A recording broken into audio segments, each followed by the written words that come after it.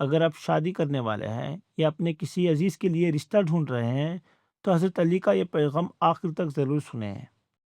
یہ تین ایپ جو میں آپ کو بتانے والا ہوں، انہیں اگنور کیا تو زندگی بھر پچھتائیں گے۔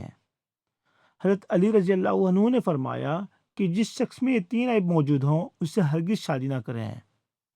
پہلا، جس شخص کو اپنے وقت کی قدر نہ ہو، کیونکہ میں نے اللہ کے نبی صلی اللہ علیہ وسلم سے سنا ہے کہ اللہ نے انسان کی عزت، دولت اور شہرت اس کے وقت میں پوشیدہ کی ہے، اور جو شخص اپنے وقت کی قدر نہیں کرتا اس سے یہ نعمتیں چھین لی جاتی ہیں اور وہ مصیبت زدہ اور پریشانیوں میں گر جاتا ہے، اور کوئی عقل مند انسان ایک پریشان انسان کا انتخاب نہیں کرے گا۔